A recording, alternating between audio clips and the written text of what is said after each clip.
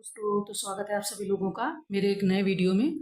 और ये आपका रिसोर्स यूपीपीएससी चैनल है, जहाँ पर हम यूपीपीसीएस और आरओ एआरओ से संबंधित सारे टेस्ट पेपर सॉल्व करते हैं। साथ में आपका बीपीएससी भी हो, उत्तराखंड पीसीएस भी हो, वो भी सॉल्व करते हैं।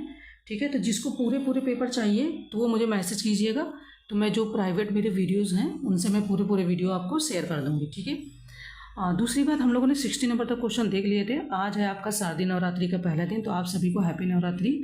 आपको और आपकी पूरी फैमिली को मेरी तरफ से शारदीय नवरात्रि के प्रथम दिवस की हार्दिक शुभकामनाएं। माता रानी से यही प्रार्थना कि आप सभी लोगों की जो भी मनोकामनाएं हैं वो पूर्ण हो और माता रानी आपको इतनी शक्ति दे कि आप अपने लक्ष्य तक पहुंचने में सफलता प्राप्त करें।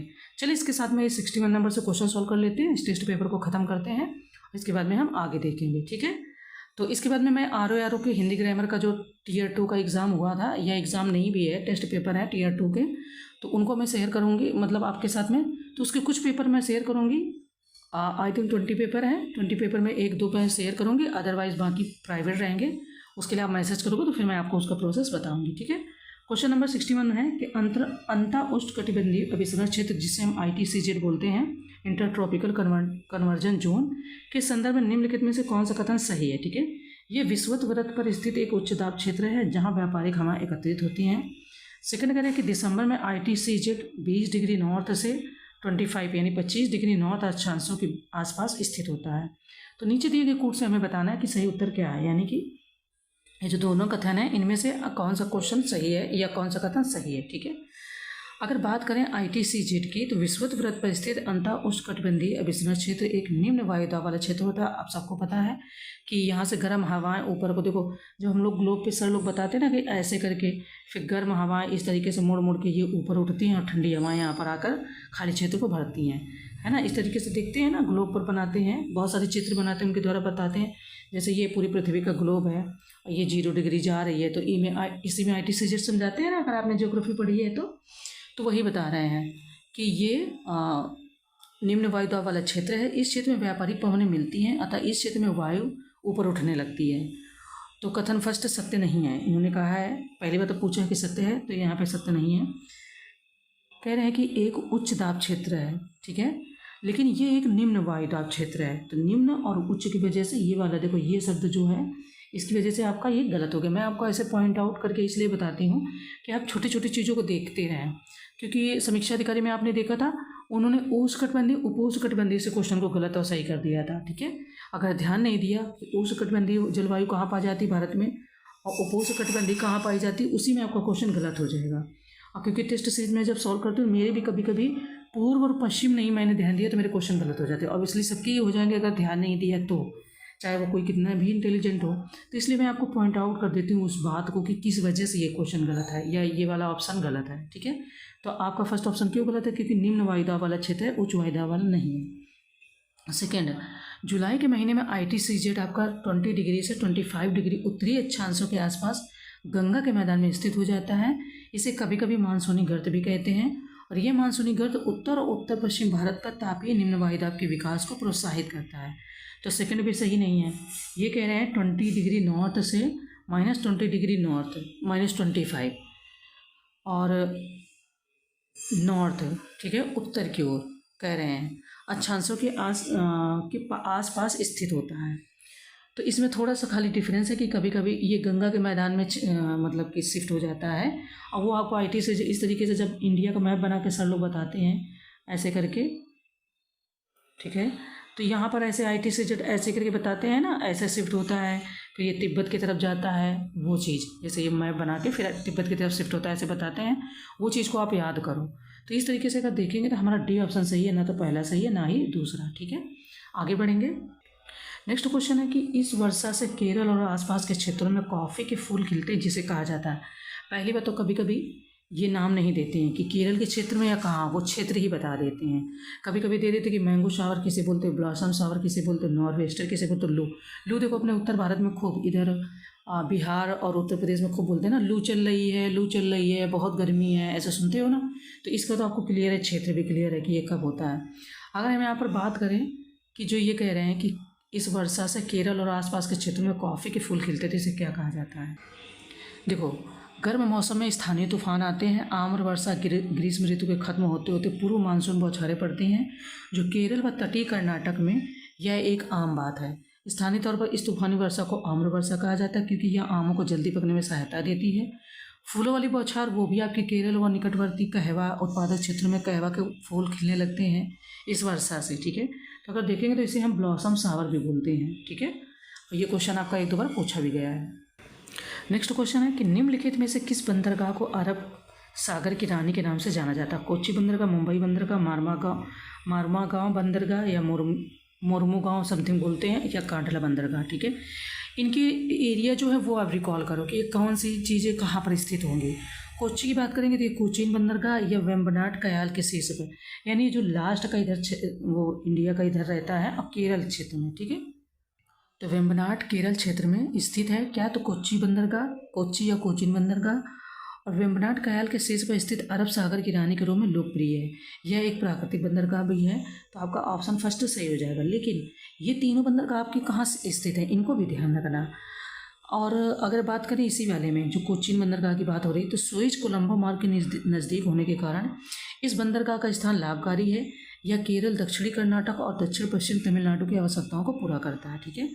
बट जो ये क्षेत्र हैं आपके कांडला हो गया, पारादीप हो गया, हल्दिया हो गया, इनको याद रखना कि पढ़ते किस क्षेत्र में है, ठीक है। नेक्स्ट है कि पुगा घाटी स्थित है हिमाचल प्रदेश, अरुणाचल प्रदेश, लद्दाख या जम्मू और कश्मीर। पुगा घाटी की बात हो रही है, तो पुगा घाटी आपकी कहाँ पर स्थित है? पुगा घाटी सॉल्ट लेक घाटी से लगभग 22 किलोमीटर दूर लद्दाख के दक्षिण पूर्वी भाग में चांगथांग घाटी में स्थित है। तो क्या हो जाएगा आपका? लद्दाख में स्थित है, ठीक है। पुगा घाटी हुआ और आपका शांत घाटी हुआ, और एक दो घाटी तो कोई याद नहीं आ रही, इसका पीसीएस में क्वेश्चन पूछा गया था बना के 4-5 घाटियों का नाम देके, तो इसलिए याद रखना, ओके। क्वेश्चन है हमारा कि निम्नलिखित में से किसे भारत में जनसंख्या की स्थिर वृद्धि की अवधि कहा जाता है, ठीक है। स्थिर वृद्धि की मतलब है कि उस साल वृद्धि बहुत वैसे नहीं हुई, ठीक है। भारत में जनसंख्या की वृद्धि की बात करें तो दो समय बिंदुओं के बीच किसी क्षेत्र विशेष में रहने वाले लोगों की संख्या में परिवर्तन को कहते हैं। मतलब परिवर्तन होगा, घटेगी बढ़ेगी तो वो अलग बात है, नहीं घटेगी बढ़ेगी स्थिर भी कहेंगे, है ना। रहने वाले लोगों की संख्या में परिवर्तन को कहते हैं। इस अवधि में वृद्धि की 4 सुस्पष्ट प्रावस्थाओं को पहचाना गया है। फर्स्ट प्रावस्था की बात करेंगे 1901 से 1921, तो वो आप यहाँ पर पढ़ लेना डिटेल में, हम बताएंगे, टाइम लगेगा। सेकेंड की बात करेंगे 1921 से 1951, ठीक है। 1921 से 1951, इसमें जो हुआ है इसे जनसंख्या की स्थिर वृद्धि की अवधि के रूप में जाना जाता है। इस अवधि में अशोधित जन्म दर अधिक थी, जिससे विगत प्रावस्था की तुलना में वृद्धि दर उच्चतर हुई। तो कह रहे हैं कि स्थिर वृद्धि की अवधि कहा जाता है तो 1921 से 1951 में, ठीक है। आगे बढ़ेंगे। अच्छा, इन सब के बारे में डिटेल में चीज़ें दी गई तो वो आप डिटेल में पीडीएफ से पढ़ लेना। नेक्स्ट हमारा क्वेश्चन कह रहा है कि निम्नलिखित में राज्यों पर विचार कीजिए, उन्हें जनगणना 2011 के अनुसार जनसंख्या घनत्व के घटते क्रम में व्यवस्थित कीजिए, ठीक है। तो 2011 के अनुसार अगर जनसंख्या घनत्व की बात करें, जनसंख्या घनत्व पता है कि एक कोई इकाई क्षेत्र होता है, वहाँ पर जो लोगों की जनसंख्या होती है उसी से डिसाइड होता है, उनका जो बेहतर वितरण होता है, कौन कैसे रह रहा है उसको समझने में सहायता मिलती है। बात करेंगे अगर यहाँ पर हम कि भारत की जो जनसंख्या घनत्व 324 है, जनगणना 2001 से बढ़कर 382 व्यक्ति प्रति वर्ग किलोमीटर हो गया था। राज्यों की बात करेंगे तो बिहार में जनसंख्या घनत्व सबसे अधिक है, जबकि अरुणाचल प्रदेश में सबसे कम। कुछ राज्यों का जनसंख्या घनत्व अगर देखें तो 829 उत्तर प्रदेश का है, उत्तर प्रदेश का 829, 829 ये भी पूछते हैं फैक्ट। पश्चिम बंगाल की अगर बात करोगे तो 1028, ठीक है। अगर बात करोगे यहीं पर केरल की तो केरल के है 860, और अगर हम महाराष्ट्र की बात करेंगे यहाँ पर तो 365, ठीक है। तो इस तरीके से देखेंगे अगर इस क्वेश्चन को 66 है तो आपका बी ऑप्शन सही हो जाएगा, ठीक है, बी। सेकंड क्या होगा? सेकंड आ जाएगा पश्चिम बंगाल, क्योंकि यहाँ की सबसे ज़्यादा है। फिर आपका आ जाएगा थर्ड केरल, यहाँ की भी मतलब उत्तर प्रदेश से तो ज़्यादा ही है। फिर आपका फोर्थ उत्तर प्रदेश, और उत्तर प्रदेश से कम है किसकी? महाराष्ट्र की। तो इसको ध्यान रखना, ये कौन सा पैमाना है? तो ये आपका घटते क्रम में है, ठीक है। चलो देखो, घटते क्रम बढ़ते क्रम में याद कर लो, या आरोही अवरोही याद कर लो। आरोही क्या होता है? छोटे से बड़े में जाता है। अवरोही क्या होता है? बड़े से छोटे में। तो ये आप अवरोही समझ लो, बड़ा पहले डिसाइड हुआ, फिर उसके बाद जो बड़ा है, फिर उससे जो थोड़ा सा छोटा है, सॉरी, पहले सबसे बड़ा, फिर उससे जो थोड़ा छोटा है, फिर उससे जो थोड़ा छोटा, फिर उससे जो थोड़ा छोटा, मतलब सबसे लास्ट वाला। ओके, आई होप क्लियर हो गया। आगे बढ़ेंगे। तो हम लोगों ने 61 नंबर से क्वेश्चन सॉल्व करे हैं। आप देख लो यहाँ पर 61, 62। देखो इसमें जनगणना के भी क्वेश्चन है, तो टेस्ट सीरीज बहुत अच्छी है। 62, 63, 64 हो गया आपका। Puga valley is situated in 65 और 66। आगे बढ़ेंगे। देखो कह रहे हैं कि निम्नलिखित में से कौन सा राज्य चावल की 3 फसलें उगाता है, जिसे औस, अमन और बोरो कहा जाता है। पहली बात तो चावल की 3 फसलें कौन से राज्य में होगी वही डिसाइड कर लो पहले, है ना। तो ऑब्वियसली पश्चिम बंगाल में होती हैं। अब ये नाम तो फिर होंगे ही, जब पश्चिम बंगाल में चावल की 3 फसलें होती है तो ये भी नाम होंगे। तो क्या हो जाएगा आपका, ये हो जाएगा पश्चिम बंगाल। डिटेल में कुछ चीज़ें और दी गई हैं, उनको आप अच्छे से पढ़ लेना। हम बढ़ेंगे फिलहाल आगे की ओर, ठीक है। तो इसलिए वीडियो बहुत छोटा ही हो जाता है, 40 मिनट में आपका बढ़िया से सारे क्वेश्चन हो जाते हैं। नेक्स्ट है कि निम्नलिखित में से कौन सी नदी महाराष्ट्र में प्रवाहित होती है। वैतरणी, इंद्रायणी, वंशधारा या कन्हार। आपको याद रखना है और बताना है यहाँ पर ध्यान से करके अच्छे से। देखो अगर देखें इंद्रायणी, तो इसका कहाँ पर मतलब वो है, इसका उद्गम महाराष्ट्र में लोनावला के पास सह्याद्री पर्वतमाला में कुरवंडे से होता है, और यह भीम नदी की सहायक नदी है, ठीक है। यह पुणे के प्रमुख क्षेत्रों से होकर बहती है। इस नदी पर एक जल विद्युत बांध है जिसे वलवन बांध कहा जाता है। वंशधारा देखोगे तो इसका उद्गम ओडिशा के कालाहांडी जिले से होता है, और यह ओडिशा और आंध्र प्रदेश के बीच से प्रवाहित होती है, और अंततः कलिंगपट्टनम में बंगाल की खाड़ी में मिल जाती है। बोडेपल्ली राजगोपाल राव परियोजना का निर्माण इसी नदी पर है। किस पर, तो वंशधारा पर, ठीक है। इसके बाद में अगर देखोगे वैतरणी, तो यह उड़ीसा के क्योंझर जिले में गुप्त गंगा पहाड़ियों से प्रवाहित होती है। और कन्हार, यह आपकी सोन नदी के दाहिने तट पर मिलने वाली सहायक नदी है। इसका आरंभ छत्तीसगढ़ से होता है।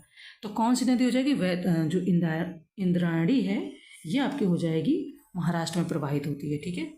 आगे बढ़ेंगे। क्वेश्चन हमारा सूची का आ गया है। सूची फर्स्ट में धातु है, सूची सेकंड में अयस्क है। अब हमें इनको मिलान करना है, एल्यूमिनियम, आयरन, तांबा और जिंक। यहाँ क्या है, स्फेलराइट, मैलाकाइट, सिडेराइट और बॉक्साइट। अब इनको हमको मिलान करके आपको इसका सही आंसर बताना होगा।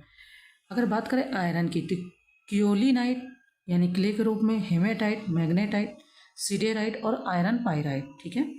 तो अगर यहाँ पर देखें हम, तो ए जो है आपका एल्यूमिनियम आपका हो जाएगा ए,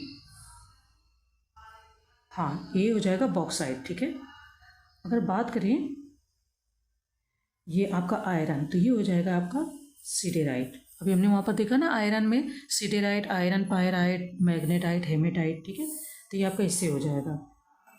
और ये जो तांबा है ये आपका हो जाएगा मैलाकाइट, और आपका जिंक है स्पेलराइट। तो अब ए4 देखो एक ही ऑप्शन में आ रहा है, ये लास्ट में डी में, इसी को आराम से टिक कर दो, आंसर निकल आया है ना। नेक्स्ट क्वेश्चन कह रहे हैं कि निम्नलिखित में से कौन सा कायांतरित सेल का उदाहरण है। बालुकाष्म, क्वार्टजाइट, ग्रेनाइट, पेग्माटाइट।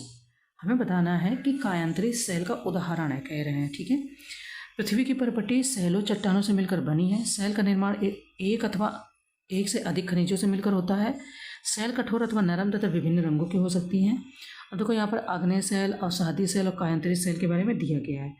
हमें फिलहाल यहाँ पर कायांतरित सेल का ही लास्ट में देखना है।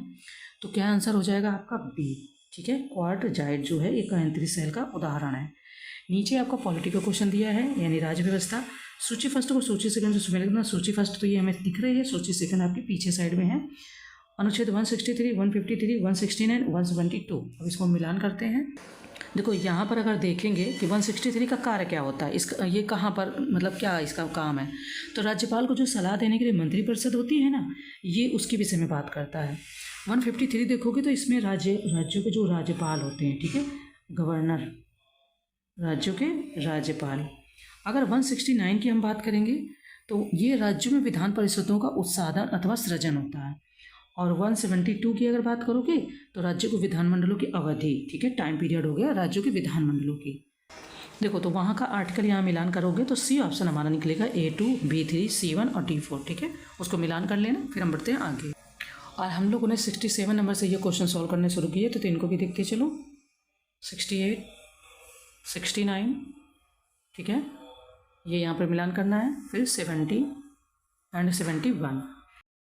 कि भारत के नियंत्रक महालेखा परीक्षक यानी CAG जिसे हम बोलते हैं, के संदर्भ में कौन सा कथन सही है। राज्यों से संबंधित प्रतिवेदनों को सीएजी द्वारा भारत के राष्ट्रपति के समक्ष प्रस्तुत किया जाता है। ठीक है, अब ये शब्द याद रखना, राज्यों से संबंधित। ठीक है, एंड सेकंड कह रहे हैं कि सीएजी को सर्वोच्च न्यायालय के न्यायाधीशों की तरह ही उनके पद से हटाया जा सकता है। तो अब हमें यहाँ पर बताना है कि कितने ऑप्शन सही है। ठीक है, क्योंकि कथन सत्य पूछा है। तो अगर बात करें तो सेकेंड ऑप्शन आपका सत्य है। फर्स्ट, अब आप कह रहे होंगे फर्स्ट क्यों नहीं सत्य है? क्योंकि सीएजी भारत के संविधान के तहत एक स्वतंत्र प्राधिकरण होता है। वह भारतीय लेखा परीक्षा एवं लेखा विभाग का प्रमुख और सार्वजनिक धन का मुख्य संरक्षक होता है। ये तो आपने पढ़ा है। ठीक है, अगर यहाँ पर बात करें जो ये कह रहे हैं कि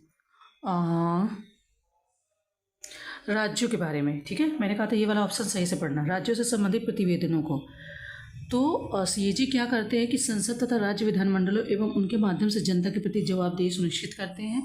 एंड जो राज्यों की बात हो रही है, भारतीय संविधान के अनुच्छेद 148 से 151 के तहत सीएजी से संबंधित है। अगर बात करें तो ये राज्यों का जो होता है लेखा, जो भी लेखा लेन देन होता है उसके संबंधी में जो लेख होते हैं, वो जो संबंधित प्रतिवेदन होते हैं उनको राज्य के राज्यपाल के समक्ष प्रस्तुत करते हैं। इन्होंने यहाँ पर क्या शब्द दिया? राष्ट्रपति। राष्ट्रपति के समक्ष राज्यों का लेखा जोखा नहीं प्रस्तुत होता है, इसलिए ये वाला गलत हो जाएगा। ये चीज़ आप याद रखना, राज्यों का लेखा जोखा ये देते तो हैं पर राज्यपाल के समक्ष प्रस्तुत किया जाएगा, और जो उनके राज्य के विधानमंडल के समक्ष रखवाएंगे, मतलब राज्यपाल फिर क्या करते हैं, राज्य के विधानमंडल के समक्ष रखवाते हैं। तो इसलिए फर्स्ट ऑप्शन गलत है और सेकेंड हमारा सत्य है। सेकेंड सत्य है, इसका मतलब डी ऑप्शन हमारा सही है केवल। ठीक है, कह रहे हैं कि राज्य विधानसभा के अध्यक्ष के संदर्भ में निम्नलिखित में से कौन सा कथन सही है? यदि अध्यक्ष विधानसभा का सदस्य नहीं रहता है तो वह अपना पद रिक्त कर देगा। ठीक है, अध्यक्ष विधानसभा का सदस्य नहीं रहता तो वह अपना पद रिक्त कर देगा। जब अध्यक्ष अथवा उपाध्यक्ष को पद से हटाने का कोई संकल्प विचाराधीन है तब वह पीठासीन नहीं होगा। हमें इनमें से बताना कि कौन से ऑप्शन सत्य है। ठीक है, ये ऑप्शन दिए गए, ऑप्शन को आप सही से पढ़ लो। अगर बात करेंगे यहाँ पर कि कौन सा सही है, तो अनुच्छेद 178 के तहत, ठीक है, आर्टिकल आपका जो बात करता है इसके विषय में वो 178 है। ठीक है, विधानसभा का अध्यक्ष अथवा उपाध्यक्ष के विषय में प्रत्येक राज्य की विधानसभा यथावत शीघ्र अपने 2 सदस्यों को अपना अध्यक्ष और उपाध्यक्ष चुनेगी। अनुच्छेद 179A के तहत विधानसभा के अध्यक्ष अथवा उपाध्यक्ष के रूप में पद धारण करने वाला सदस्य यदि विधानसभा का सदस्य नहीं रहता है तो उसे अपना पद रिक्त करना पड़ेगा, यानी उसे विधानसभा का सदस्य भी पहले बनना पड़ेगा। अनुच्छेद 181 के तहत जब अध्यक्ष अथवा उपाध्यक्ष को पद से हटाने का कोई संकल्प विचाराधीन है तो वह पीठासीन नहीं होगा। तो कथन सेकंड हमारा सत्य है। ठीक है, तो अगर बात करें तो फर्स्ट और सेकंड दोनों ही सत्य हैं। क्यों? क्योंकि अगर वो विधानसभा का सदस्य नहीं होगा तो फिर वो अपना पद रिक्त कर देगा, इसलिए ये वाला भी सत्य है। आगे बढ़ेंगे, देखिए हमने 72 से सॉल्व करा है, 72 आप देख लो, इसके बाद में ये आपका 73 हो गया। आगे बढ़ेंगे, नेक्स्ट क्वेश्चन है कि निम्नलिखित में से किस आयोग ने अन्य पिछड़ा वर्ग को 27% आरक्षण की अनुशंसा की है? ठीक है, 4 ऑप्शन है, मंडल आयोग, हंटर आयोग, सरकारी आयोग या कोठारी आयोग। अन्य पिछड़ा वर्ग को 27% आरक्षण की अनुशंसा की थी। ठीक है, चर्चित क्वेश्चन है। इसकी अध्यक्षता बीपी मंडल द्वारा की गई, आपको आंसर पता चल गया होगा। मंडल आयोग अथवा दूसरे सामाजिक और शैक्षणिक रूप से पिछड़ा वर्ग आयोग का गठन आपका वर्ष 1979, ठीक है, कब हुआ था? तो 1979 में किया गया था इसका गठन, जिसका उद्देश्य भारत में सामाजिक अथवा शैक्षणिक रूप से पिछड़े वर्गों की पहचान करना था। बात करें तो किसकी सिफारिश सही है? तो ये आपकी हो जाएगी मंडल आयोग की। ओके, कह रहे हैं कि नगर पालिकाओं के सभी चुनाव आयोजित किए जाते हैं भारत निर्वाचन आयोग द्वारा, राज्य निर्वाचन आयोग, राज्य विधायिका या जिला प्रशासन।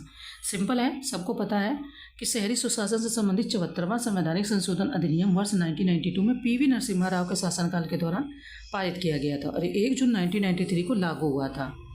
अगर बात करें तो इसके जो चुनाव होते हैं वो कौन कराएगा? तो इनके चुनाव कराएंगे राज्य निर्वाचन आयोग द्वारा कराया जाएगा। ठीक है, क्वेश्चन कह रहे हैं कि धन विधेयक के संदर्भ में निम्नलिखित में से कौन सा कथन सही है? इसे संसद के किसी भी सदन में प्रस्तुत किया जा सकता है, इसे राज्यसभा द्वारा संशोधित या अस्वीकार किया जा सकता है। धन विधेयक के विषय में है और आपको पता कि राज्यसभा की क्या शक्तियाँ हैं। तो अगर बात करें तो बी ऑप्शन सही होगा, ना तो फर्स्ट ना सेकेंड, क्योंकि राज्यसभा के पास इसमें एब्सोल्यूट कोई पावर नहीं है। वो इसके विषय में कुछ अनुशंसा दे सकती कि आप ये सुधार कर लो, मानना न मानना अलग बात है। मानना न मानना उसके ऊपर डिपेंड करती है, वो लोकसभा के ऊपर। एंड इसे संसद के किसी भी सदन में नहीं प्रस्तुत किया जाता। धन विधेयक हमेशा लोकसभा में ही प्रस्तुत किया जाता है। ठीक है, निम्नलिखित में से कौन लोकसभा का पहला दलित अध्यक्ष था? ठीक है, ये आपका क्वेश्चन आ चुका है PYQ में, अगर आपने देखा होगा तो क्वेश्चन पूछा गया है। कह रहे काशीराम, जीएमसी बाल योगी, पीएल पुनिया या बंगारू लक्ष्मण। आई थिंक इनमें से कुछ के नाम आपने सुने होंगे, कुछ के नाम नहीं सुने होंगे। काशीराम जी का तो नाम सुना ही होगा। तो देखते हैं क्या आंसर होना चाहिए। आप भी पहले गेस करो या टिक करो, आप बताओ कि क्या आंसर होगा। देखो, अगर यहाँ पर बात करें कि लोकसभा का पहला दलित अध्यक्ष कौन थे, ठीक है, तो 1998 में गंती मोहन चंद्र बाल योगी 12वीं लोकसभा के सबसे युवा और पहले दलित अध्यक्ष बने। उन्हें सर्वसम्मति से 13वीं लोकसभा के अध्यक्ष के रूप में पुनः चुना गया। यह भी पहली बार था जब किसी क्षेत्रीय पार्टी से जुड़ा एक सदस्य अध्यक्ष बना था। और अध्यक्ष के रूप में बाल योगी व्यवसाय सलाहकार समिति, नियम समिति और सामान्य प्रयोजन समिति के अध्यक्ष थे। तो बात करें तो कौन हो जाएंगे, जीएमसी बाल योगी। एक जगह पर क्वेश्चन जो हमने पीवाईक्यू देखा था वहाँ पर सिर्फ बाल योगी था, ठीक है। तो ये कौन थे, तो ये लोकसभा के पहले दलित अध्यक्ष थे। अच्छा, लोकसभा पहली नहीं थी, ये पहले दलित अध्यक्ष थे। लोकसभा कौन थी, 12वीं और 13वीं के लिए इन्हें पुनः नियुक्त किया गया था, ठीक है। नेक्स्ट है, निम्नलिखित में से कौन सा भारतीय संविधान के अनुच्छेद 21 का हिस्सा नहीं है। इसको जरूर टिक कर लिया करो क्योंकि इससे क्वेश्चन गलत होने के चांसेस कम हो जाते हैं। आश्रय का अधिकार, विदेश यात्रा करने का अधिकार, निष्पक्ष सुनवाई का अधिकार, आत्महत्या का अधिकार।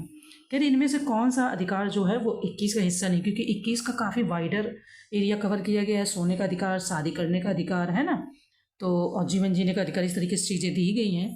तो बात करें अगर यहाँ पर भारतीय संविधान का अनुच्छेद 21 प्राण एवं दैहिक स्वतंत्रता से भी संबंधित है।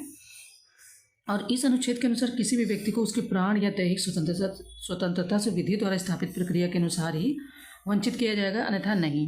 यह मौलिक अधिकार भारत के नागरिकों और गैर नागरिकों यानी दोनों को प्राप्त है। बात करें कौन कौन से शामिल हैं इसमें। देखो, पहली बात तो न्यायालय के विभिन्न निर्णयों के अनुसार 21, मतलब मैंने बोला ना, न्यायालय के द्वारा इसको बहुत वाइडर एरिया में कवर किया गया है। अब वो समझ में कब आता है, जब ये लोग कवर करते हैं, इसके बाद में क्वेश्चन बन के आता है, तो वहाँ पे जो आंसर होता है उस हिसाब से हम समझते हैं कि और भी वाइडर एरिया में किया गया है। और कुछ कुछ वर्डिक्ट होती है सुप्रीम कोर्ट या हाई कोर्ट के द्वारा, उसके द्वारा भी कुछ क्वेश्चन आपके बनते हैं। निजता का अधिकार आपका इसी में शामिल है, विदेश यात्रा का अधिकार शामिल है, आश्रय का अधिकार शामिल है, अकेले कारावास में बंद होने के विरुद्ध अधिकार शामिल है, सामाजिक एवं आर्थिक न्याय व सशक्तिकरण का अधिकार शामिल है, हथकड़ी लगाने का अधिकार, हथकड़ी लगाने के विरुद्ध अधिकार, हिरासत में मृत्यु के विरुद्ध अधिकार, देर से फांसी के विरुद्ध अधिकार। तो इस तरीके से काफ़ी लंबे चौड़े चीज़ें दी गई हैं। अगर बात करें तो आत्महत्या का अधिकार जो दिया गया है, ये कह रहे हैं कि इसमें शामिल नहीं है। इस अनुच्छेद के तहत जीवन के अधिकार में आत्महत्या का अधिकार शामिल नहीं है, ठीक है।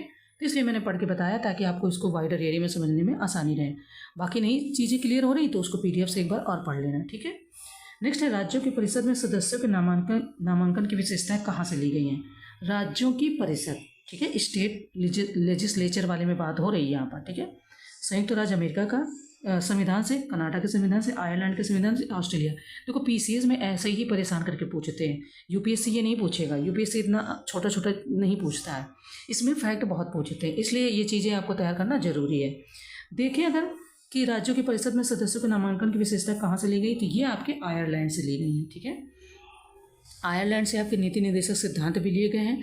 राज्यसभा के परिषद के बारे में भी लिया गया है नामांकन। राष्ट्रपति की जो निर्वाचन पद्धति है वो भी यहीं से ली गई है, किससे, तो आयरलैंड के संविधान से। तो वहाँ पे डिटेल में चीज़ें दी गई हैं, कनाडा से क्या क्या चीज़ें ली हैं, एक चीज़ केवल नहीं दिया, पूरा डिटेल में दिया है, तो आप अच्छे से पढ़ लेना। हम बढ़ेंगे फिलहाल आगे। हमने 74 नंबर से क्वेश्चन सॉल्व किए हैं, आपको भी सॉल्व यहाँ से देखना है। 74 हो गया, ये आपका 75 हो गया, ठीक है, 76 हो गया, उसको देखते चलें, 77, 78, 79, ठीक है। चलो आगे बढ़ेंगे फिलहाल। देखो, अगर किसी को लगता है कि मैं वीडियो क्यों देखूं, टाइम इसमें ज़्यादा जाता है, तो हाँ, थोड़ा टाइम तो जाता है। अगर आपको PDF फॉर्म में क्वेश्चन आंसर चाहिए, जैसे मेरे पास फिजिकल है, मैंने फिजिकल खरीदे थे, तो फिजिकल मैं अपने प्रैक्टिस के लिए लेती हूँ, इसी से आपके लिए वीडियो भी शेयर करती हूँ। और कुछ वीडियो मेरे प्राइवेट है, वो प्राइवेट इसलिए है कि उसमें कुछ चार्ज है। ऑब्वियसली मैं 2000-5000 खर्च करती हूँ, तो कुछ तो फिर इंसान बाद में करेगा ही, वो एक अलग बात होगी। दूसरी बात, अगर आपको PDF फॉर्म में चाहिए, वीडियो भी नहीं चाहिए, और आप दूर हैं, आपको मैं फिजिकल कैसे भेज सकती हूँ, तो वो प्रॉब्लम। तो अगर आपको PDF फॉर्म में टेस्ट पेपर चाहिए, ध्येय IAS के हैं और RO के हैं, जिसमें हिंदी के भी पेपर इंक्लूड है, तो आप मुझे टेलीग्राम पे मैसेज कर सकते हैं, फिर मैं आपको कनेक्ट करके वो PDF सेंड कर दूँगी, ठीक है। उसकी जो भी चीज़ें हैं वो मैं वहीं पे आपको बता दूँगी। तो जिसको भी अगर ये वीडियो भी नहीं देखना है और फिजिकल आपने नहीं खरीदे हैं, और अगर आप दिल्ली से मंगाते हो तो 600 का पेपर होता है, तो उसमें से 800 रुपये तो आपका कुरियर चार्ज लग जाता है, मतलब 1600-1700 रुपये मेरे लग गए थे। थोड़ी पेपर मैंने मंगा पाई थी उसी में, तो वहाँ का चार्ज ऑब्वियसली लग जाता है क्योंकि वो लोग भेजते हैं। अगर आपको केवल ऑनलाइन क्लिक से चाहिए तो आप मेरे को कांटेक्ट करना या मैसेज करना टेलीग्राम पे, ठीक है। कांटेक्ट क्या, मैसेज करना। क्वेश्चन है कि भारत के राष्ट्रपति की वित्तीय शक्तियाँ के संदर्भ में निम्नलिखित में से कौन सा कथन सही है। धन विधेयक केवल इसकी पूर्व अनुमति से ही संसद में प्रस्तुत किया जा सकता है, इसकी मतलब राष्ट्रपति जी की, ठीक है। नेक्स्ट है इनकी सिफारिश है या इसकी सिफारिश के बिना अनुदानों की कोई मांग नहीं की जा सकती है। ये आपने डिटेल में पढ़ा होगा, नहीं पढ़ा है तो यहाँ पढ़ो और इसके शॉर्ट नोट्स बनाओ, क्योंकि मेरे को भी कभी कभी ये चीज़ें भूल जाती थी। जैसे मुझे ये तो पता है कि धन विधेयक राष्ट्रपति की पूर्व अनुमति से ही प्रस्तुत किया जाता है, लेकिन कई बार मुझे अनुदानों के बारे में याद नहीं रहता था, रिकॉल नहीं हो पाता था, तो मैंने शॉर्ट नोट्स बनाए। मैं कई बार आपके पास साथ शेयर कर चुकी हूँ। जैसे मैं ये छोटे छोटे स्टिकी नोट्स बनाती रहती हूँ, लाइक ऐसे। अब मुझे ये नहीं याद हो रहे थे, ये मैंने ऐसे शॉर्ट नोट्स बनाए कि आपका जो जयंती विद्रोह होता है, रंपा पावना के बारे में, और आपका बंगाल का नील विद्रोह होता है। तो उत्तर प्रदेश में जो आपका 1857 की क्रांति होती है, उसी के 2 साल बाद आपका 57, 58, 59, 1859 और 60 में बंगाल का नील विद्रोह होता है। फिर 60 में +3 जोड़ देंगे तो 1860 से 63 के बीच में जयंती विद्रोह होता है। 63 में आप 16 ईयर अगर जोड़ दोगे तो 79 से 80 आपका रंपा होता है, और रंपा में +3 ऐड कर देंगे तो ये आपका पावना। ये मैंने ऐसे कर लिया, ऐसा जरूरी नहीं कि आपको ये याद रहे, पर मुझे याद था। मैं इसको याद करने, मुझे कई बार ये क्वेश्चन प्रॉब्लम करता, तो मैं ऐसे शॉर्ट नोट्स या स्टिकी नोट्स बना लेती हूँ। जैसे शीतोष्ण घास के मैदान काफ़ी हैं, पर वो एरिया वाइज आपको देखना होगा। पेरिस यूएसए में बोलते हैं, पंपाज साउथ यूएसए में बोलते हैं, अर्जेंटीना में, वेल्ड अफ्रीका में, स्टेपीज यूरोप में, डाउन्स ऑस्ट्रेलिया में, कंपास ब्राजीलियन उच्च भूमि में, और सवाना केन्या तंजानिया में। तो अब क्या है कि प्रेरीज याद रहता है या शीतोष्ण घास के मैदान याद रहते हैं, लेकिन ये इतने क्षेत्र नहीं याद रहते थे, तो मैंने ऐसे कर लिया। कहीं टहलती रहती हूँ तो मैंने मतलब रिवाइज कर लिया। ऐसे मैं कई सारी चीज़ें आपके साथ शेयर करती हूँ। जैसे ये इक्वेटर पर पड़ने वाले कुल 13 देश हैं। अब 13 देश का मैंने इसी तरीके से शॉर्ट बना लिया। सागा कांगो बोल दिया तो क्या हो गया, साओ टोमे और प्रिंसिप, और इसके बाद में कांगो। तो ये 2 यहाँ पे क्या नाम है कि कंट्री वो हो गई, कवर हो गई। सोमायू बोल दिया, सोमालिया और युगांडा, 2 कंट्री यहाँ हो गई, 4 हो गई, याद हो गई। इंडो ब्राजील इक्वा बोल दिया तो इंडोनेशिया, ब्राज़ील, इक्वाडोर, ठीक है। ये आपका हो गया इंडोनेशिया, ब्राज़ील, इक्वाडोर, 3 कंट्री यहाँ कवर हो गई। कांगो केन्या कर दिया, कांगो केन्या से क्या हो गया, कांगो लोकतांत्रिक गणराज्य केन्या हो गया, ठीक है। कोलकी कर दिया तो इसमें क्या हो गया, कोलंबिया हो गया, किरीबाती हो गया, ठीक है, और मालदीव हो गया। ऐसे मतलब अपनी अपनी सूझबूझ की बात है, अगर आपको याद हो रहा तो कर लो या कुछ और बना लो। अब ये जैसे यहाँ पर कितने देश है, तो ये 9 थे। ये कौन से हैं, तो ये प्रधान मध्याह्न रेखा से जो गुजरते हैं। ये कौन है, तो ये आपके इक्वेटर पे पड़ने वाले। ये 13 हैं, ये 9 हैं। तो मैं इनको इस तरीके से कर लेती हूँ। आप करना चाहो तो कर सकते हो, ना करना चाहो तो कोई बात नहीं। आपके अपने जो भी होंगे शॉर्ट ट्रिक्स है वो आप कर लो, ठीक है। तो ऐसे ही इनके भी मैं बना लेती हूँ। जब मैंने टेस्ट सीरीज सॉल्व किए तो कई सारे क्वेश्चन बहुत गलत हुए, मतलब एकदम से कहते नहीं कॉन्फिडेंस लो हो गया, तो फिर लगा कि हम कहाँ पर हैं, हम तो कहीं नहीं निकाल पाएंगे। बट ऐसा नहीं है, हम लोग ही पेपर निकाल पाएंगे अगर कंसिस्टेंसी बनी रहती है, आप भरोसा करते हो, अपनी एनर्जी को कहीं इधर उधर नहीं वेस्ट करते हो, तो हम लोग ही निकाल पाएंगे, कोई दूसरे ग्रह का व्यक्ति नहीं निकालेगा, ठीक है। हाँ, क्वेश्चन से हटना नहीं है, हमें यहाँ पे सही उत्तर का चयन करना था, तो ये सही दोनों उत्तर हो जाएंगे। क्यों?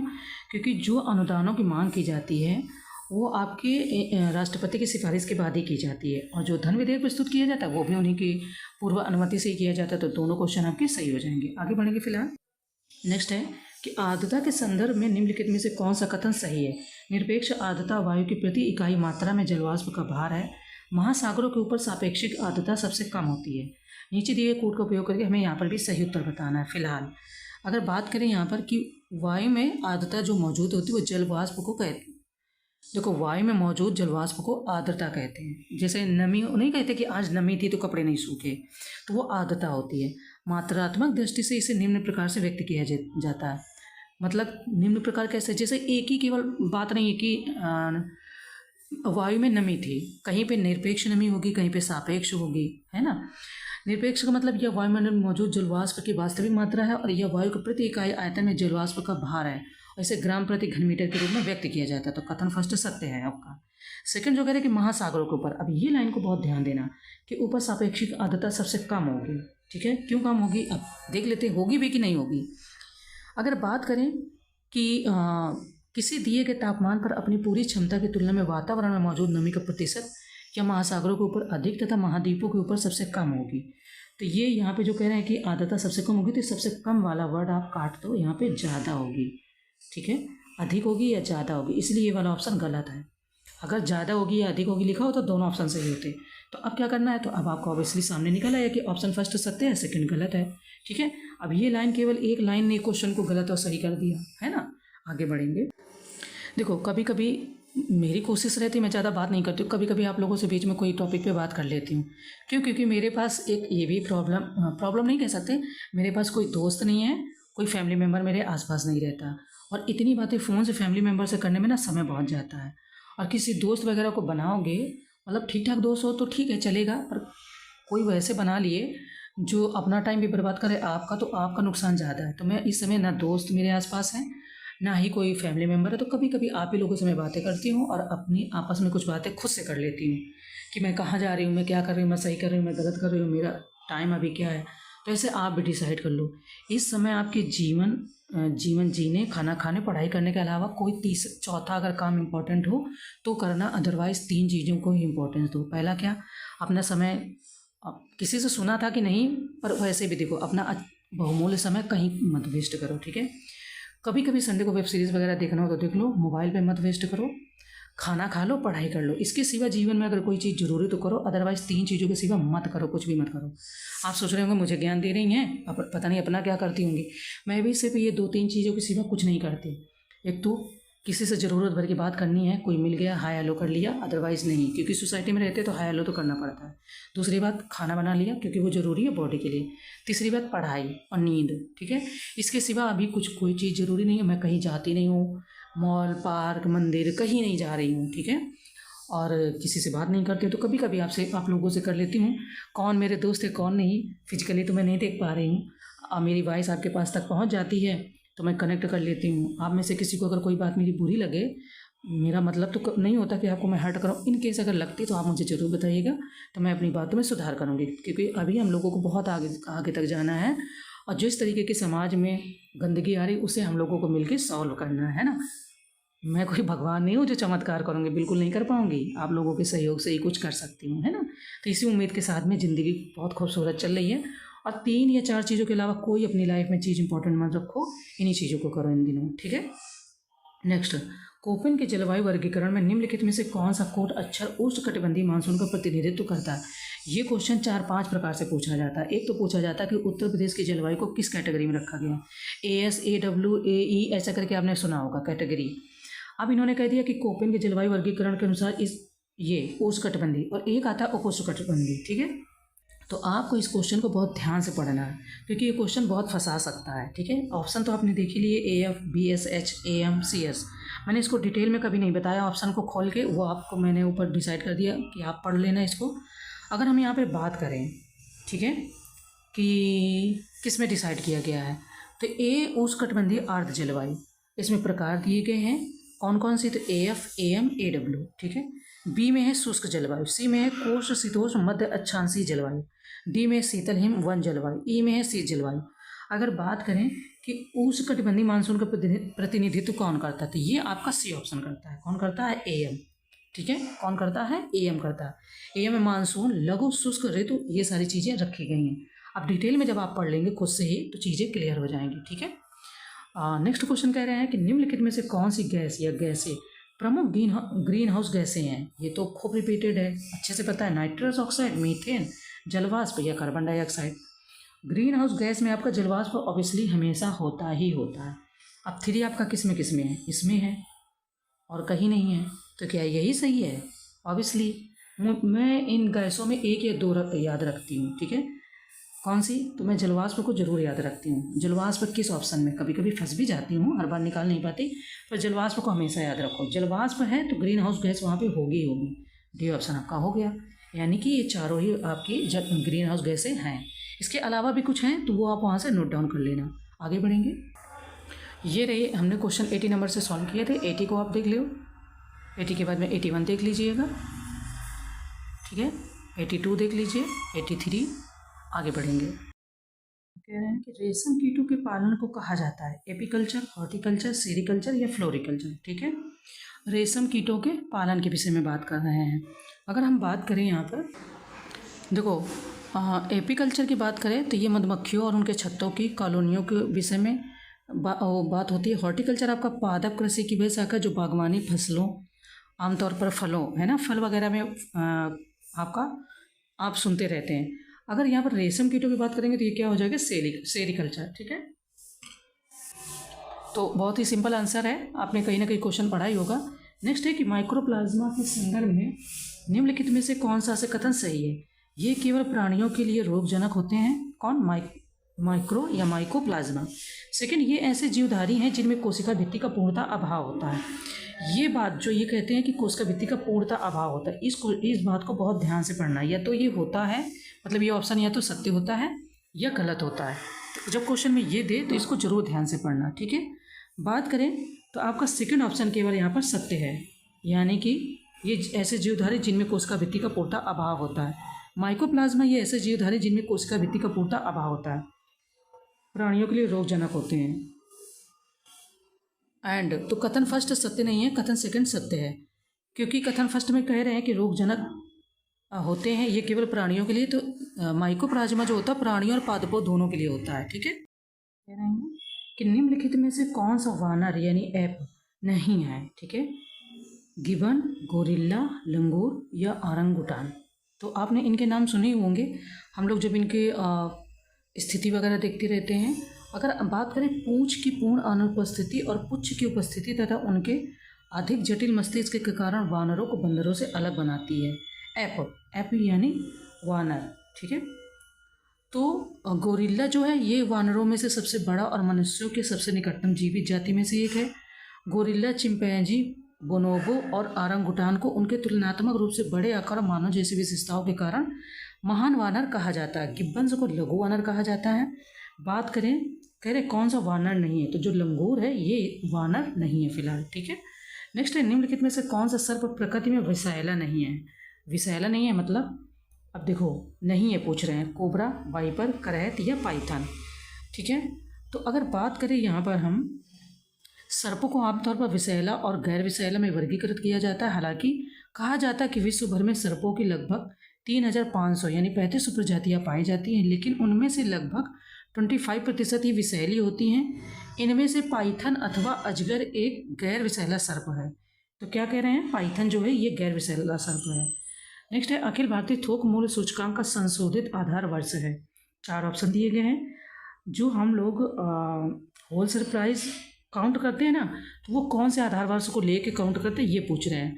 थोक मूल्य सूचकांक यानी WPI की बात करें तो यह थोक व्यवसायों द्वारा अन्य व्यवसायों को थोक में बेची और व्यापार की जाने वाली वस्तुओं की कीमतों में परिवर्तन को मापता है।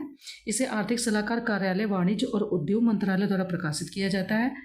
भारत में सबसे व्यापक रूप से इस्तेमाल किया जाने वाला जो मुद्रास्फीति सूचक वो यही है। बात करें कि कौन सा जो ईयर है इसमें काउंट किया जाता है, तो वो आपका हो जाएगा 2011 और 12। ठीक है, आगे बढ़ेंगे। फिलहाल कह रहे कि निम्नलिखित में से कौन सी फसल खरीफ की फसल नहीं है। 4 ऑप्शन दिए, धान, रागी, ज्वार या सोरगम और जई यानी ओट। धान आपका बारिश में लगाया जाता है, महीनों से आप डिसाइड करना। ठीक है, केवल सीजन मत देखना, क्योंकि सीजन 2.5 से 3 महीने तक चलता है एक सीजन। अगर बात करें कि कौन सी खरीफ फसल नहीं है, खरीफ फसल देखें तो धान आपका खरीफ फसल होता है, मक्का होता है, ज्वार होता है, कदन होता है, बाजरा होता है, रागी, अरहर की दाल, सोयाबीन, मूंगफली, तिलहन, कपास आदि होते हैं। ठीक है, तो क्या हो जाएगा कि कौन सा नहीं है, तो यहाँ पर ज्वार होता है, बट जई, ऊँट जो है ये आपका यहाँ पर नहीं होता है। क्या नहीं होता है, तो ये आपका खरीफ फसल नहीं है। ओके, आगे बात करेंगे। नेक्स्ट क्वेश्चन कह रहे हैं कि WTO द्वारा उत्पादन को विकृत करने वाली कृषि सब्सिडी को क्या नाम दिया जाता है। Amber box, blue box, green box या उपरोक्त में से कोई नहीं। WTO द्वारा उत्पादन को विकृत करने वाली, ठीक है, क्या करें, विकृत करने वाली। तो अगर बात करें तो एम्बर बॉक्स जो है वो उत्पादन और व्यापार को विकृत करने वाली सभी सब्सिडी एम्बर बॉक्स के अंतर्गत आती हैं, यानी ब्लू और ग्रीन बॉक्स में आने वाली सब्सिडी को छोड़कर सभी कृषि सब्सिडी इसमें आती हैं। ठीक है, तो किस में आएंगी, एम्बर बॉक्स में। नेक्स्ट क्वेश्चन है कि निम्नलिखित में से कौन सा से घाटे के वित्त पोषण का साधन है। ये 4 ऑप्शन दिए गए। एक्सटर्नल एड्स यानी बाह्य सहायता, आंतरिक सहायता, आंतरिक ऋण, मुद्रा छपाई या बाह्य उधार, ठीक है। एक्सटर्नल बारोइंग यानी जो बाहर से हम करते हैं। तो घाटे की वित्तीय व्यवस्था के साधन है, सरकार की घाटे की आवश्यकताओं को पूरा करने के साधन के रूप में बाह्य सहायता सर्वोत्तम मुद्रा है, भले ही वह सॉफ्ट ब्याज के साथ आ रही हो। तो क्या हो जाएगा आपका बाह्य।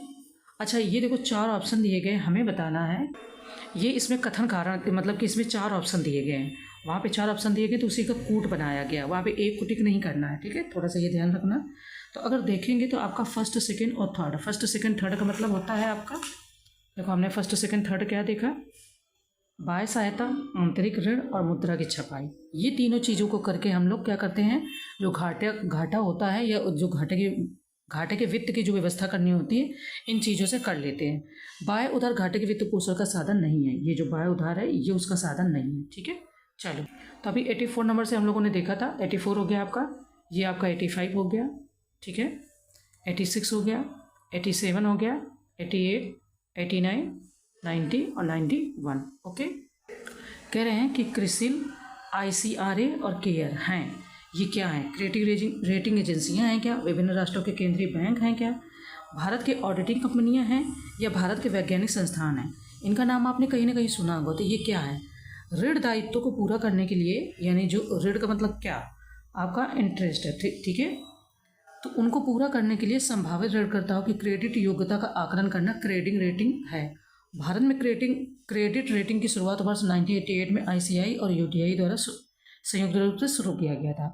ये फिलहाल क्या है, तो ये भारत की क्रेडिट रेटिंग एजेंसियां हैं, ठीक है। यानी कि रेटिंग की वो जो लिस्ट निकालती हैं वो सारे काम ये लोग करती हैं। नेक्स्ट है, किसी अर्थव्यवस्था के चालू एवं पूंजीगत खातों के निवल मूल्य को कहा जाता है, ठीक है। The net outcome of the current and capital accounts of an economy is called. Outcome मतलब, निवल का मतलब आउटकम, ठीक है। क्या कहा जाता है, निवल खातों का लेन देन, अदायगी संतुलन, कुल बाह्य लेन देन या उपर्युक्त में से कोई नहीं। तो फिलहाल हम क्या कहेंगे, एक वर्ष में जो बाहरी देशों के साथ में किसी अर्थव्यवस्था के कुल लेन देन के परिणाम को अर्थव्यवस्था के अदायगी संतुलन यानी बैंक बैलेंस ऑफ पेमेंट के रूप में जाना जाता है। तो क्या हो जाएगा, BOP, शॉर्ट में हम लोग बोलते हैं BOP, और ये होता है अदायगी संतुलन, ठीक है। नेक्स्ट कह रहे हैं, नकदी प्रबंधन बिल के संदर्भ में निम्नलिखित में से कौन सा से कथन सही है। यह अस्थायी नकदी प्रवाह विसंगतियों को पूरा करने के लिए जारी किए गए दीर्घकालिक साधन है। ये 91 दिनों से कम की परिपक्वता अवधि के लिए जारी किए जाते हैं। हमें बताना है कि इनमें से कितने ऑप्शन सत्य हैं, ठीक है। 94 नंबर क्वेश्चन में कौन कौन से ऑप्शन सत्य हैं। बात करेंगे नकदी प्रबंधन की, तो सरकार के अस्थायी नकदी प्रवाह विसंगतियों को पूरा करने के लिए जारी किए गए अल्पकालिक साधन है, ठीक है। दीर्घकालिक नहीं होंगे बल्कि ये अल्पकालिक साधन है। तो इस तरीके से फर्स्ट ऑप्शन गलत हो गया, सेकंड सही है, सेकंड का मतलब B ऑप्शन हमारा सत्य है, ठीक है। नेक्स्ट क्वेश्चन है कि बेसल समझौते संबंधित है बैंकिंग क्षेत्रों से, बीमा क्षेत्र से, शेयर बाजार से या उपयुक्त में से कोई नहीं। बेसल नॉर्म से पढ़ते रहते हैं। तो बेसल जो कहना में समझौते हैं, ये बैंकिंग पर्यवेक्षक पर बेसल समिति BCBS द्वारा जारी किए गए अंतर्राष्ट्रीय बैंकिंग नियम है। इनकी स्थापना आपकी वर्ष 1974 में 10 देशों के समूह के सेंट्रल बैंक गवर्नर्स द्वारा की गई थी। आगे बढ़ेंगे। नेक्स्ट क्वेश्चन है कि निम्नलिखित में से कौन सा देश लाल सागर से अपनी सीमा साझा नहीं करता। देखो ये क्वेश्चन खूब आते हैं, ठीक है। लाल सागर, कैस्पियन सागर, तो इनको आप कहीं नोट डाउन कर लेना, ठीक है। तो कौन सा देश सीमा साझा नहीं करता है आपको बताना है। यह अफ्रीका और एशिया के बीच हिंद महासागर का प्रवेश द्वार है। कौन सा, रेड सी, ठीक है। आप देखते हो ना, हॉर्न ऑफ अफ्रीका ऐसे बना होता है और इसी में ये बीच में लाइन रहती है और इधर आपका सऊदी अरब है, इधर कुवैत है, ये सब चीज़ें, और ये इधर रहता है ना, ये हॉर्न ऑफ अफ्रीका, ये किनारे से यहाँ जिबूती वगैरह रहता है ना, ये वही वाला क्षेत्र है। तो ये वही कह रहे हैं कि यह अफ्रीका और एशिया के बीच स्थित हिंद महासागर का प्रवेश द्वार है और विश्व के सबसे खारे जल निकायों में से एक है। सीमावर्ती देश जो है मिस्र, सऊदी अरब, यमन, सूडान, इरिट्रिया और जिबूती है। तो इस तरीके से कौन सा देश सीमा साझा नहीं करता, तो इथोपिया, ठीक है। आगे बढ़ेंगे। फिलहाल तो हम लोगों ने यहाँ से ये कोड सॉल्व किया था, तो ये आप इसको देख लो, ये वो वाले क्वेश्चन का बचा हुआ पार्ट है। फिर 92 हो गया आपका, ठीक है, 92 नंबर क्वेश्चन हो गया, 93, 94 एंड 95, 96। आगे बढ़ेंगे। क्वेश्चन कह रहे हैं कि भारत के उत्तरी मैदानों के संदर्भ में निम्नलिखित में से कौन सा से कथन सही है। फर्स्ट ऑप्शन, सिंधु गंगा क्षेत्र की जलवायु उपोष्णकटिबंधीय है।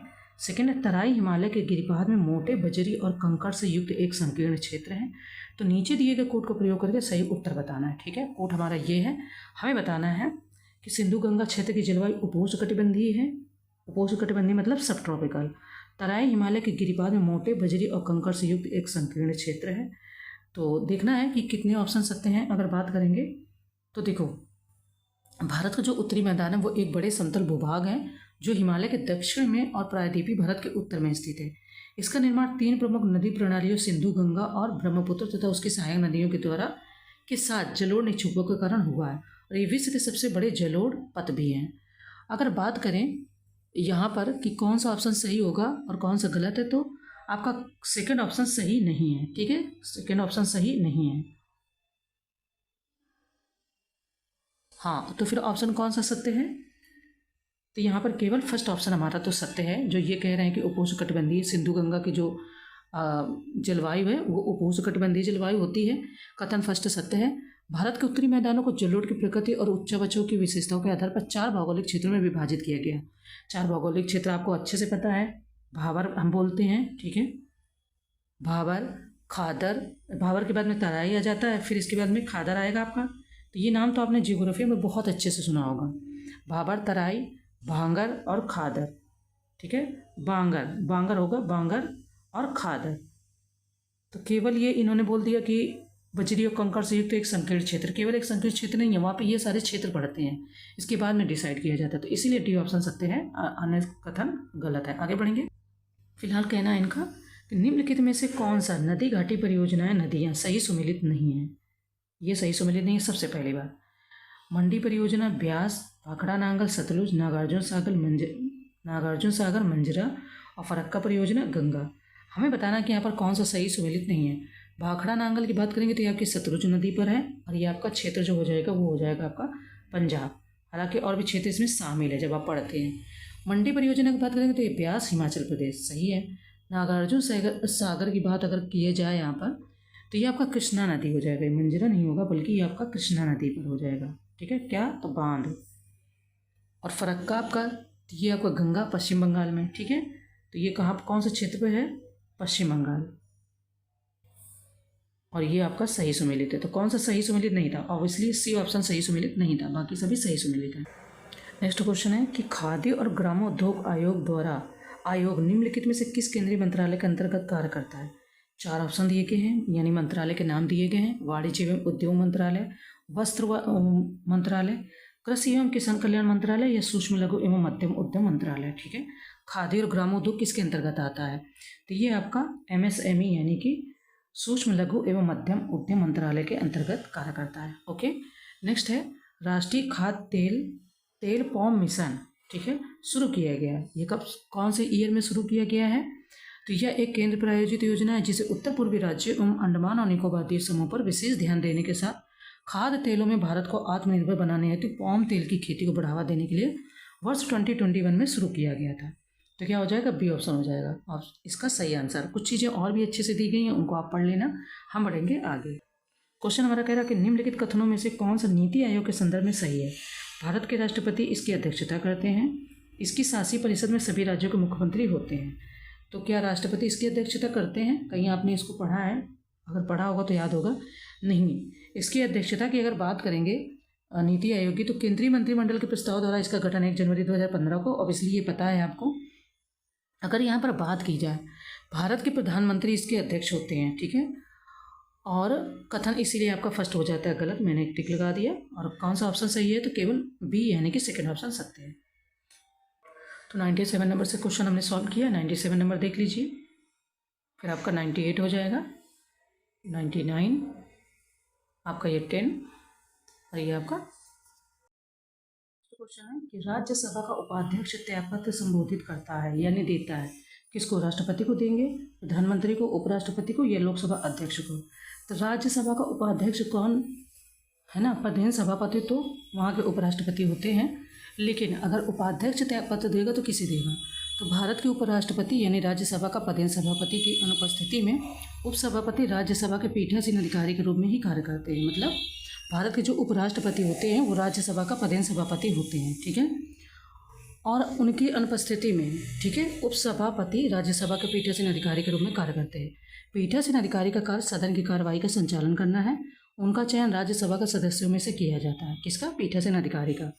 उपसभापति का त्यागपत्र की बात करें तो आर्टिकल 90 के अनुसार, यानी आर्टिकल, ठीक है, आर्टिकल आपका 90 के अनुसार राज्यसभा के उपसभापति के रूप में पद धारण करने वाला सदस्य यदि राज्यसभा का सदस्य नहीं रहता है तो अपना पद रिक्त कर देगा। किसी भी समय सभापति उपराष्ट्रपति को संबोधित अपने हस्ताक्षरित लेख द्वारा अपना जो है पद त्याग सकेगा। ठीक है, तो क्या हो जाएगा? सी, उपराष्ट्रपति को।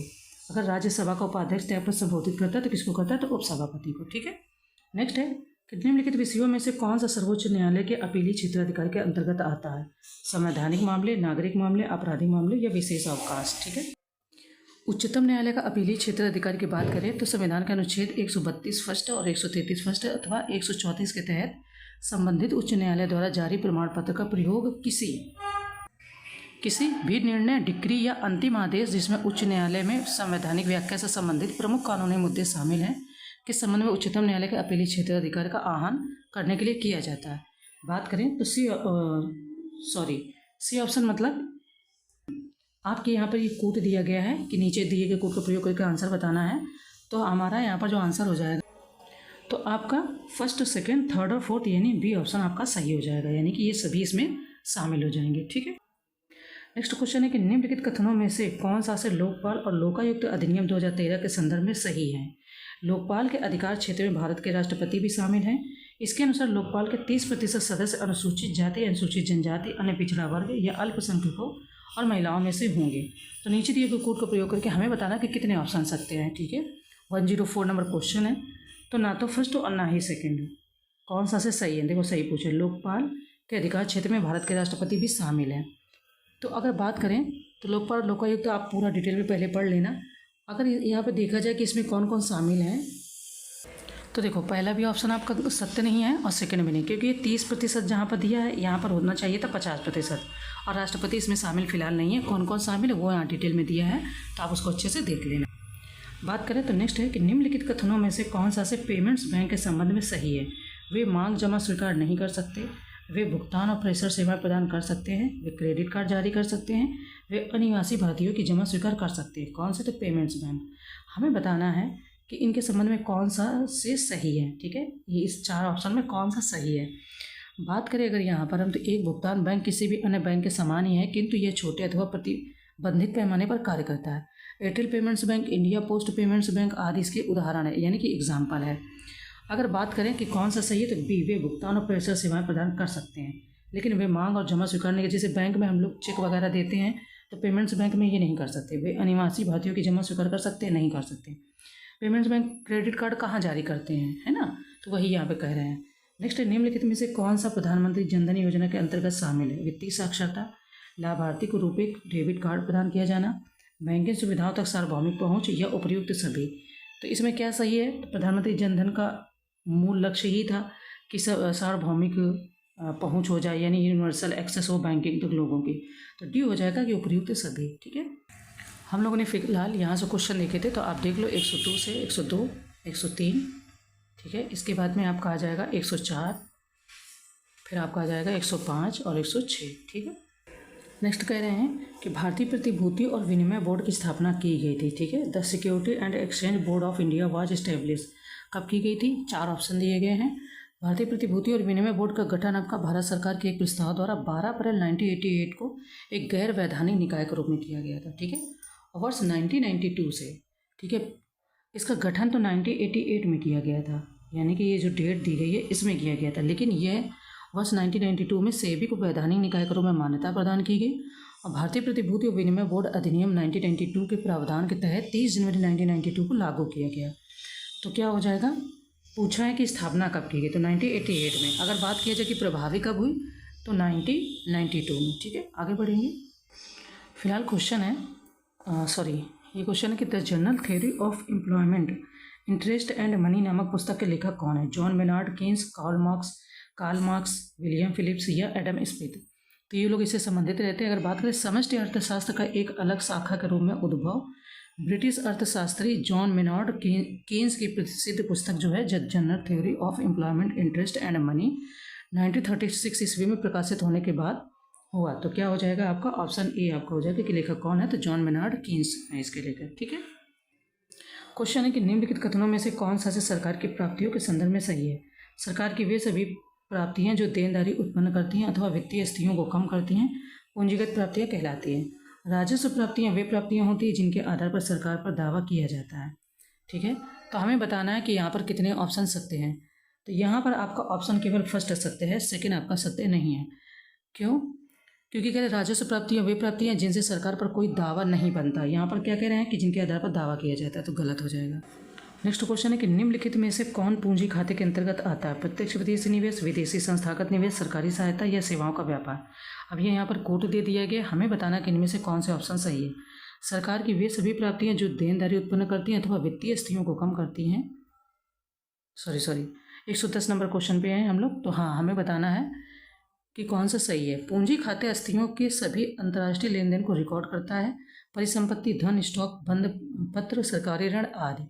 तो बात करें तो कौन से हो जाएंगे, तो ए फर्स्ट, सेकेंड और थर्ड, फोर्थ आपका नहीं होगा। कह रहे हैं बाल मुख्य रूप से जिस प्रोटीन से बने होते हैं उसे डैश डैश कहा जाता है। ग्लोबुटिन, म्यूसिन, केराटिन या केसिन। भी आपका रिपीटेड क्वेश्चन है, अगर देखें तो क्या हो जाएगा आपका केराटिन। ठीक है, कौन से प्रोटीन से बनते हैं, तो केराटिन से। आगे बढ़ेंगे, ये रहा हमारा 107 नंबर क्वेश्चन, 108,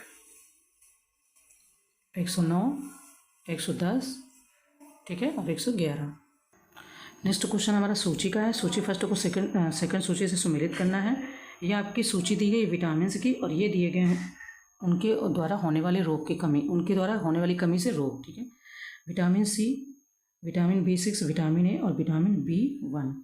ठीक है, तो मतलब अगर आपको 1, 2 भी याद है तो आप यहाँ पर बता सकते हैं। सिंपली अगर विटामिन ए की बात करें, यहाँ पर विटामिन ए से आपका रतौंधी होता है, तो आप इसको यहाँ से कनेक्ट कर सकते हैं। सी फर्स्ट, C1, यहाँ पर 2 जगह सी दिया गया है। ये जो कूट दिया है इसमें सी 2 जगह दिया गया, कोई बात नहीं। विटामिन B1 से आपका बेरी रोग होता है, इसको भी देख लो। तो D2, C1, D2 दोनों में है, कोई बात नहीं। इसके बाद में अगर बात करें B6 की, विटामिन B6 से एनीमिया होता है और विटामिन सी से स्कर्वी हो जाएगा। तो A4, अब यहाँ पर देखो A4 ही दिया है, इसमें नहीं दिया हुआ, तो क्या हो जाएगा आपका ऑप्शन, ऑब्वियसली डी ऑप्शन हमारा सही हो जाएगा। कह रहे कि लोकटक झील को जो मॉन्ट्रियल रिकॉर्ड होता है उसमें कब शामिल किया गया था। ये 4 ऑप्शन दिए गए ईयर के, हमें बताना है। तो जलग्रहण क्षेत्रों में वनोन्मूलन, जलकुंभी का संक्रमण और प्रदूषण जैसी पारिस्थितिक समस्याओं के परिणामस्वरूप मणिपुर के जो लोकटक झील को वर्ष 1993 जो निवास स्थान के चरण को दर्शाता है, मॉन्ट्रियल रिकॉर्ड में शामिल किया गया था। कब किया गया था, 1993 में। ओके, नेक्स्ट क्वेश्चन है ग्रीनशू ऑप्शन किससे संबंधित है। 4 ऑप्शन दिए गए, हमें बताना किससे संबंधित है। ग्रीनशू ऑप्शन एक अति आवंटन विकल्प है। इस शब्द का प्रयोग आमतौर पर शेयर, पेशकश या पैसे में एक विशेष व्यवस्था का वर्णन करने के लिए किया जाता है। ठीक है, तो क्या हो जाएगा, शेयर बाजार से संबंधित है। नेक्स्ट कह रहे हैं कि निम्नलिखित में से कौन सा पक्षी विहार उत्तर प्रदेश का जिला सही सुमेलित नहीं है। सांडी पक्षी विहार हरदोई, सूर सरोवर विहार आगरा, विजय सागर पक्षी विहार महोबा, पार्वती अर्घा पक्षी विहार प्रतापगढ़। इनमें से कौन सा सही सुमेलित नहीं है। ठीक है, पहले तो आप खुद ही थोड़ा सा बताओ। पार्वती अर्घा पक्षी विहार जो है वो आपका कहाँ पर है, तो वो आपका गोंडा में है, ना कि प्रतापगढ़ में। तो ये ऑप्शन आपका यहाँ पर फिलहाल गलत सुमेलित है। कहाँ पर है, तो ये आपका हो जाएगा गोंडा में। ठीक है, आगे बढ़ेंगे। हम लोगों ने 112 नंबर से क्वेश्चन सॉल्व किए हैं, ये आप देख लो यहाँ पर। ठीक है, चलो आगे बढ़ेंगे। फिलहाल हम सूची का कह रहे हैं कि सूची फर्स्ट को सेकंड से सुमेलित करना है और नीचे दिए गए कोड का प्रयोग करके सही उत्तर बताना। ठीक है, सूची फर्स्ट में क्या भौगोलिक अवस्थिति है, और ये क्या उत्तर प्रदेश के जिले दिए गए हैं। ठीक है, सबसे पूर्वी जिला ऑब्वियसली सबको पता है कौन सा हो जाता है, सबसे पूर्वी जिला बलिया हो जाएगा, यानी कि यहाँ पर फर्स्ट ऑप्शन आ जाएगा। ठीक है, ऐसे ही देख लो। सबसे पश्चिमी जिला की बात करेंगे तो शामली आ जाएगा, तो यहाँ पर क्या हो जाएगा, थर्ड हो जाएगा। और सबसे उत्तरी जिला की बात करेंगे और सबसे दक्षिणी जिला की। ठीक है, अब आपको अगर आइडिया हो तो आप बताओ कौन सा होगा इसमें, सबसे उत्तरी जिला और सबसे दक्षिणी जिला। तो सबसे जो उत्तरी जिला आएगा वो आएगा आपका सहारनपुर। कौन आएगा? सहारनपुर। सहारनपुर सेकंड नंबर पे है, तो सबसे उत्तरी जिला आपका कर दो 2। और लास्ट में बचा दक्षिणी, तो ये आपका ऑब्वियसली सोनभद्र आ जाएगा। ए फर्स्ट, अब ए फर्स्ट यहाँ पर एक ही ऑप्शन में दिया है, B3, C2 और D4, ये ऑप्शन आ गया, सिंपल। नेक्स्ट है उत्तर प्रदेश का निम्नलिखित में से कौन सा जिला हरियाणा के साथ सीमा साझा नहीं करता? अब अगर याद होगा तो ही बता पाओगे, ऐसे गेस करोगे तो गलत हो जाएगा। रामपुर, सहारनपुर, बागपत और अलीगढ़, इनमें से कौन सा हरियाणा के साथ सीमा साझा नहीं करता है? ठीक है, हरियाणा आपका इस क्षेत्र में आता है। जब आप ये उत्तर प्रदेश का ऐसे करके मैप बनाते हो यहाँ से समथिंग, अभी तो मैं भी भूल गई हूँ, तो हरियाणा आपका इस साइड में आता है ना, दिल्ली, अलीगढ़, हरियाणा इधर का है ना। तो यहाँ पे आइडिया लगा सकते हो कि कौन सा जिला नहीं आएगा। हरियाणा की बात करें, हरियाणा से 6 जिले लगते हैं। कौन? सहारनपुर, शामली, बागपत, गौतम बुद्ध नगर, अलीगढ़ और मथुरा। मैंने बोला था ना अलीगढ़ साइड लगता है, तो कौन कौन से? 6। और कौन सा नहीं लगता है हरियाणा के साथ में? तो रामपुर जो है वो आपका नहीं लगेगा। सहारनपुर की सीमा लगती है, अलीगढ़ की लगती है, बागपत की लगती है, 3 तो यही हो गए। ठीक है, इसके बाद में शामली की भी लगती है, और गौतम बुद्ध नगर और अलीगढ़ और मथुरा। ठीक है, चलो नेक्स्ट है कि उत्तर प्रदेश वस्त्र प्रौद्योगिकी संस्थान स्थित है कहाँ पर? 4 ऑप्शन दिए गए, हमें बताना कहाँ पर स्थित है। बात करें उत्तर प्रदेश प्रौद्योगिकी संस्थान की, तो ये आपका स्थित है कानपुर में। कहाँ पर स्थित है? कानपुर में। उत्तर प्रदेश राज्य औद्योगिक विकास प्राधिकरण, ये भी कानपुर में है। उत्तर प्रदेश वस्त्र प्रौद्योगिकी संस्थान, ये भी कानपुर में है। और आपका Lakshmipat Singhania institute of cardiology, ये भी कानपुर में है। और दलहन अनुसंधान केंद्र, ये भी कानपुर में है। ठीक है, तो ये कुछ चीज़ें हैं। नेक्स्ट है जनगणना 2011 के अनुसार उत्तर प्रदेश का लिंगानुपात कितना है? ठीक है, उत्तर प्रदेश का कितना लिंगानुपात है? तो राज्य का औसत लिंगानुपात 912 है, भारत का लिंगानुपात 943। देखो यहाँ पर 2 चीज़ें समझ लो। इंडिया के परिप्रेक्ष्य में होगा कि भारत का टोटल कितना है लिंगानुपात, तो 943, 943 है। ओके, राज्य की बात करेंगे, राज्य का औसत लिंगानुपात तो वो कितना है, यानी यूपी की बात होगी तो वो आपका 912 है। ठीक है, और अगर यहाँ पर बात किया जाए तो वही कह रहे कि उत्तर प्रदेश का लिंगानुपात है, तो ये आपका 912 है। बहुत सारी चीज़ें और भी दी गई हैं, घटते क्रम में जिले हैं, बढ़ते क्रम में जिले, वो आप PDF से देखोगे तो आपका काफ़ी सारे क्वेश्चन क्लियर हो जाएंगे।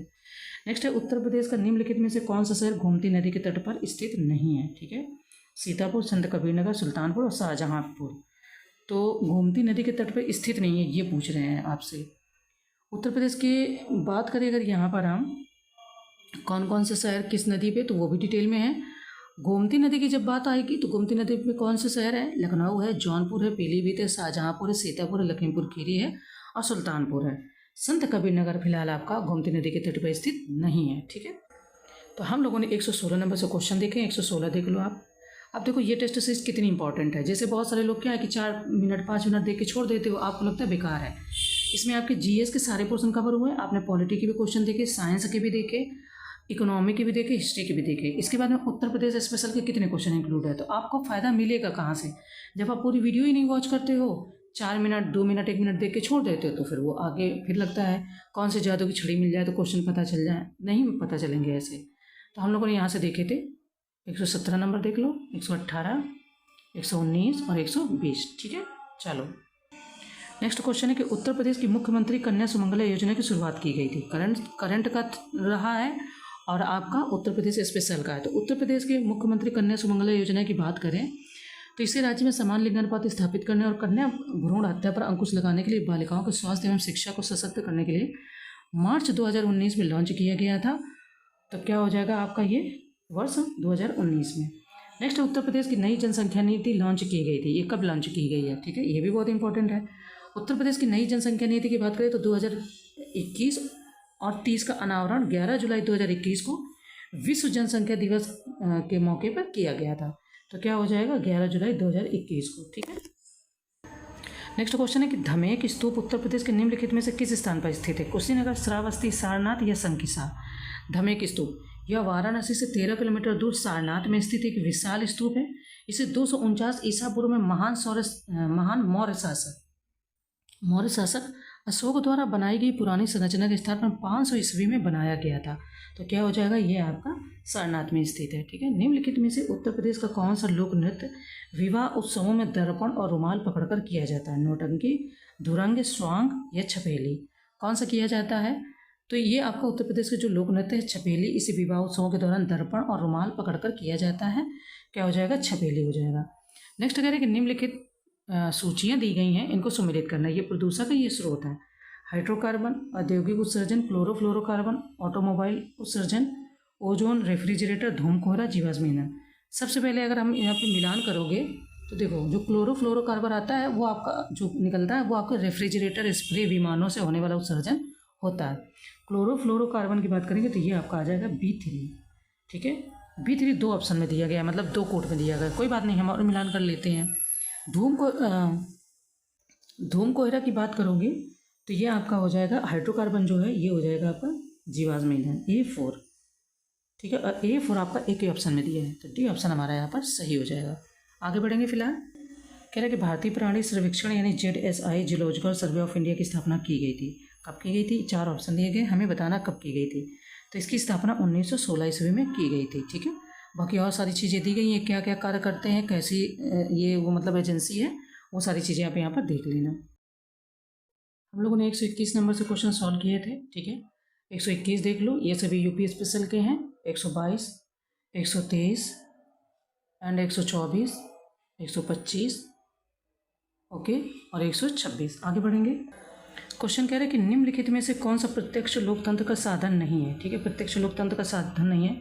जनमत संग्रह, स्वेच्छांतरवाद, मत संग्रह या प्रथम कार्यवाही, इनमें से कौन सा डायरेक्ट डेमोक्रेसी का साधन नहीं है, ये कह रहे हैं। ठीक है, देखो प्रत्यक्ष लोकतंत्र की बात करें तो यह सरकार का एक रूप है जिसमें नागरिक नीतिगत निर्णयों, विधि और अन्य मामलों पर वोट के माध्यम से निर्णय लेने की प्रक्रिया में प्रत्यक्ष रूप से भाग लेते हैं। स्वेच्छातंत्रवाद की बात करें तो उदारवाद का वह पक्ष है जो राज्य से व्यक्तिगत स्वतंत्रता के महत्व पर जोर देता है और यह प्रत्यक्ष लोकतंत्र का साधन नहीं है। भारत में प्रत्यक्ष लोकतंत्र की 4 व्यवस्थाएं दी गई हैं, वो आप डिटेल में पढ़ लेना। यहाँ पे जो नहीं है वो है आपका स्वेच्छातंत्रवाद। ठीक है, नेक्स्ट है भारत सरकार के वार्षिक वित्तीय विवरण के संदर्भ में निम्नलिखित में से कौन सा कथन सही है। इसमें रेल बजट भी शामिल है। वार्षिक वित्तीय विवरण के बारे में बात हो रही है, एनुअल फाइनेंशियल स्टेटमेंट के विषय में। इसमें समापन वित्तीय वर्ष में किसी घाटे या अधिशेष का कारण शामिल है। हमें बताना है कि क्या दोनों बातें सत्य हैं या नहीं। ठीक है, तो अगर बात करेंगे तो दोनों ही ऑप्शन सत्य है, यानी कि फर्स्ट और सेकंड दोनों ही सत्य हैं। वार्षिक वित्तीय विवरण होता है उसी को हम लोग केंद्रीय बजट बोलते हैं, जो आर्टिकल 112 के तहत डिफाइन किया जाता है। और भी बहुत सारी चीज़ें हैं, क्या क्या शामिल होता है बजट में, प्राप्तियाँ क्या होती हैं, व्यय क्या होते हैं, है ना, तो वो आप पढ़ लेना। कह रहे हैं कि वित्त आयोग के संदर्भ में निम्नलिखित में से कौन सा कथन सही है। देखो वित्त आयोग का गठन किया गया, ठीक है, उसके अध्यक्ष कौन बने हैं और उसके जो कार्य हैं वो कितने ईयर के लिए मान्य रहेंगे, जो भी वो सिफारिश करेंगे वो आप बताना। तो यह एक अर्धन्यायिक निकाय है, इसके सदस्य पुनर्नियुक्ति के पात्र नहीं है। हमें बताना है कि क्या इसमें सही है क्या गलत है। ठीक है, वित्त आयोग की बात करें तो विकल्प बी सही है। अनुच्छेद 280 के तहत यह एक अर्धन्यायिक निकाय के रूप में वित्त आयोग का प्रावधान करता है। इसका गठन भारत के राष्ट्रपति द्वारा प्रत्येक 5वें वर्ष या उससे भी पहले जब वह आवश्यक समझे किया जाता है। तो कथन फर्स्ट यहाँ पर सही है। ठीक है, कथन फर्स्ट सही है। सेकंड कह रहे हैं कि इसके सदस्य पुनर्नियुक्ति को पात्र नहीं होते हैं। तो अगर बात करें इसके अध्यक्ष और 4 अन्य सदस्य राष्ट्रपति द्वारा नियुक्त किए जाते हैं और वे राष्ट्रपति द्वारा आदेश में निर्दिष्ट अवधि के लिए पद पर बने रहते हुए पुनर्नियुक्ति के पात्र होते हैं, हो सकते हैं, मतलब किया जा सकता है। तो ये इसलिए गलत है, तो बी ऑप्शन हमारा सत्य हो जाएगा। कह रहे हैं नेक्स्ट कि निम्नलिखित में से कौन सा राज्य की नीति के निर्देशक तत्वों में गांधीवादी सिद्धांत नहीं है। देखो नीति निर्देशक सिद्धांत में गांधीवादी विचारधारा भी शामिल है, तो वही आपको बताना कि कौन सा इसमें शामिल नहीं है, ये कह रहे हैं। तो संबंधित राज्य सरकार द्वारा ग्राम पंचायत को कुछ शक्तियों का हस्तांतरण, ये गांधी जी का विचार रहा है। ग्रामीण क्षेत्रों में व्यक्तिगत अथवा सहयोग के आधार पर कुटीर उद्योगों को बढ़ावा, उनका इस पर भी बहुत जोर रहा है। गरीबों को निःशुल्क विधिक सहायता प्रदान करना, सहकारी समितियों के स्वैच्छिक गठन को बढ़ावा देना। तो अब बताना कि इसमें कौन सा गांधीवादी सिद्धांत नहीं है। ठीक है, जो गांधी जी चाहते थे, मतलब नहीं चाहते थे, समथिंग ऐसे समझ सकते हो। तो बात करें अगर यहाँ पर हम, तो सी कह रहे गरीबों को निःशुल्क विधिक सहायता प्रदान करना, ये गांधीवादी सिद्धांत नहीं है। ठीक है, अब आपको अगर ये नहीं समझ में आ रहा क्यों नहीं है, तो उसको आप नीति निर्देशक सिद्धांत को पढ़ना और डिटेल में जो चीज़ें दी गई वो पढ़ना, तब जाके आपको समझ में आएगा। क्योंकि ग्राम पंचायतों का गठन और बहुत सारी चीज़ें दी गई हैं, वो कौन कौन सी किस्में हैं, तो वो आप डिटेल में पढ़ना। डिटेल हम यहाँ बताएंगे तो फिर टाइम ज़्यादा लग जाएगा, है ना।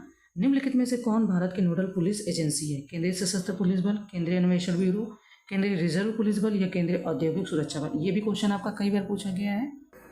देखो, जो भारत की नोडल पुलिस एजेंसी है वो है आपकी सेंट्रल ब्यूरो ऑफ इन्वेस्टिगेशन, ठीक है, सीबीआई। सीबीआई के गठन वगैरह के बारे में मैंने 1-2 बार बताया है, आप उसको अच्छे से एक बार फिर देख लेना। ये भारत सरकार के कार्मिक पेंशन और लोक शिकायत मंत्रालय के कार्मिक विभाग के तहत कार्य करती है सीबीआई, ठीक है।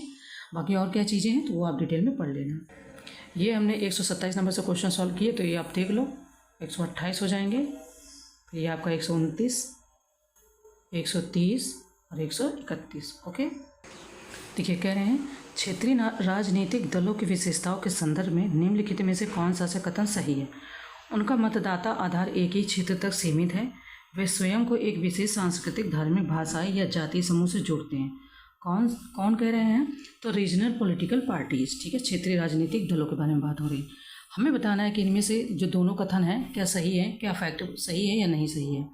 बात करें तो भारतीय समाज की बहुसांस्कृतिक, बहुधार्मिक और बहुभाषाई प्रकृति ने कई क्षेत्रीय राजनीतिक दलों को जन्म दिया है। क्षेत्रीय दल की विशेषताओं की बात करेंगे तो यह आमतौर पर एक विशेष राज्य या विशिष्ट क्षेत्र के भीतर संचालित होता है। इसका चुनावी आधार एक क्षेत्र तक ही सीमित रहता है, तो फर्स्ट ऑप्शन सत्य है। सेकंड आपका करें कि यह क्षेत्रीय हितों को स्पष्ट करता है और स्वयं को एक विशेष सांस्कृतिक, धार्मिक, भाषाई या जातीय समूह के साथ पहचानता है, तो सेकंड भी सही है। तो ए ऑप्शन हमारा यहाँ पर सही हो जाएगा, ठीक है। नेक्स्ट क्वेश्चन है कि क्यासा नोर फॉरेस्ट डिजीज के संदर्भ में निम्नलिखित में से कौन सा कथन सही है? यह विषाणु परिवार फ्लेविविरिडे के एक सदस्य के कारण होता है और इस बीमारी की पहचान पहली बार वर्ष 1996 में हुई थी। हमें बताना कितने ऑप्शन इसमें सही है।